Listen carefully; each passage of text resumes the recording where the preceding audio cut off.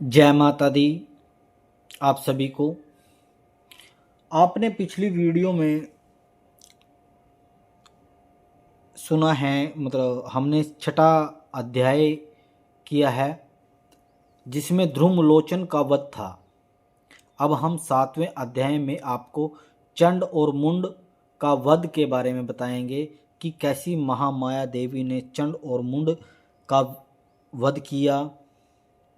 इस चैनल के माध्यम से हम देवी देवताओं के बारे में सभी प्रकार से आपको ज्ञान देंगे, सभी उनकी कथाएं के बारे में सुनाएंगे और जितने भी हमारे आसपास के मंदिर हैं, पूजा पाठ कैसे करते हैं, पूजा पाठ से रिलेटेड जप तप यंत्र मंत्र हर प्रकार की आपको इस चैनल के माध्यम से जानकारी मिलेगी।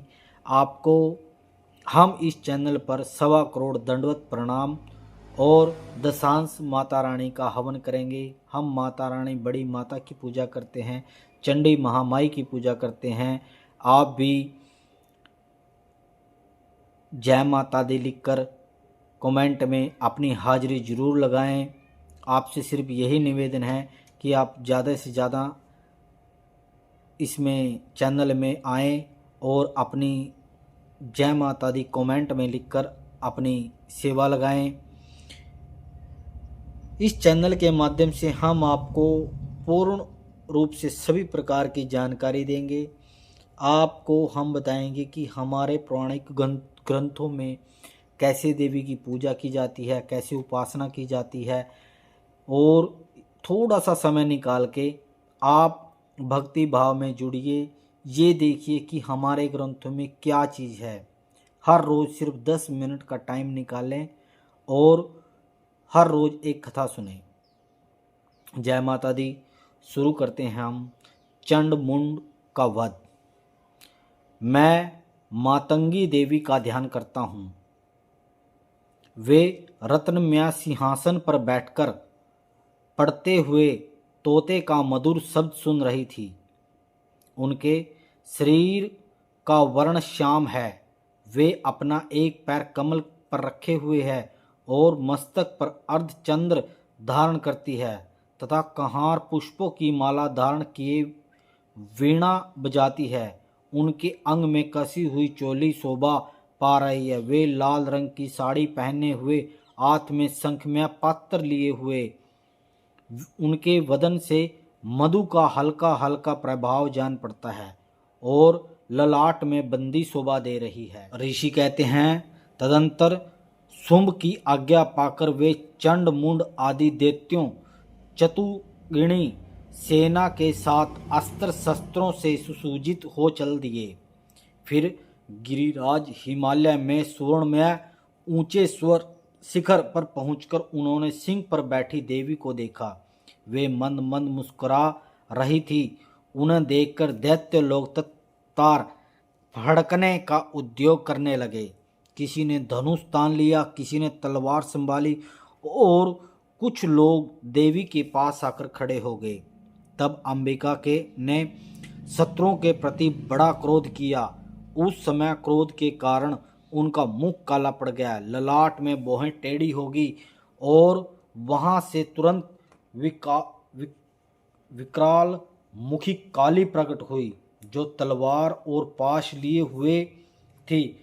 वे विचित्र खड्ग खटवार धारण किए हुए, चीते के चर्म की साड़ी पहने हुए, नर मुंडों की माला से विभूषित थी।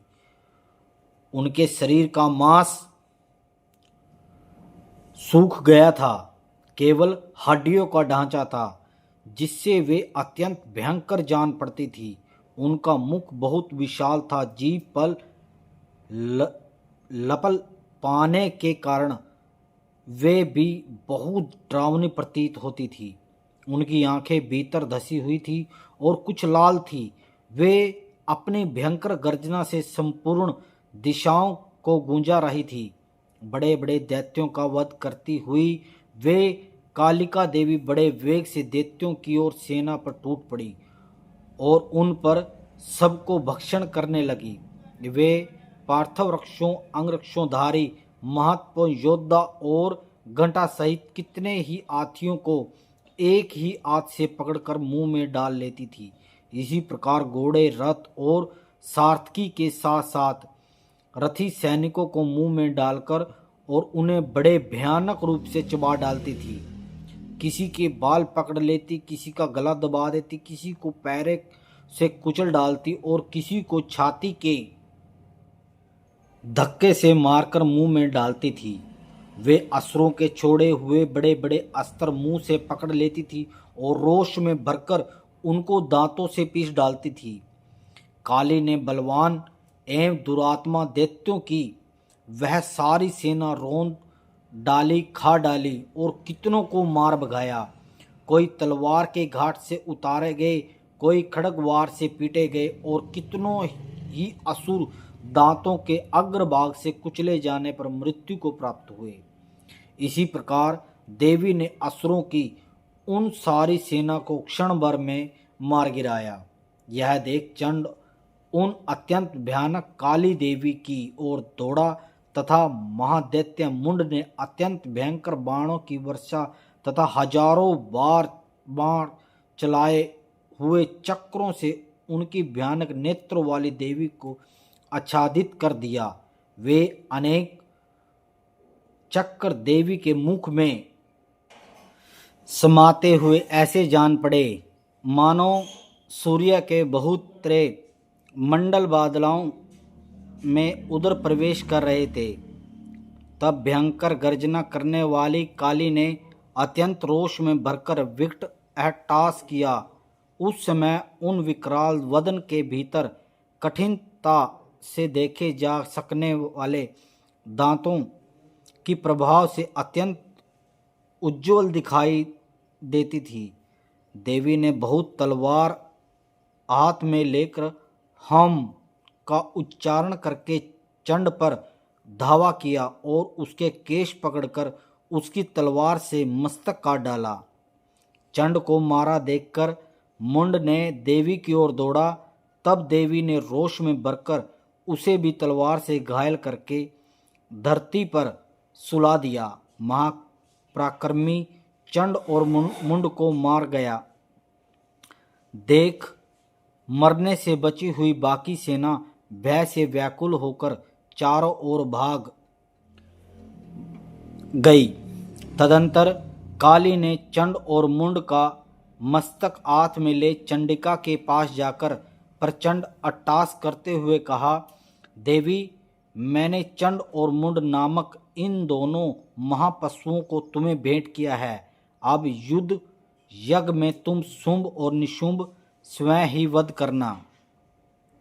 ऋषि कहते हैं, वहां लाए हुए चंड मुंड नामक महादैत्यों को देखकर कल्याणमय चंडी काली ने मधुर वाणी से कहा, देवी, तुम चंड और मुंड को लेकर मेरे पास आई हो, इसलिए संसार में चामुंडा के नाम से तुम्हारी ख्याति होगी।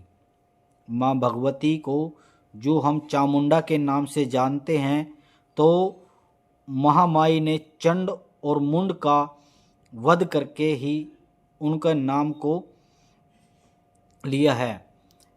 अब हम आपको नई वीडियो में रक्त बीज के वध के बारे में बताएंगे।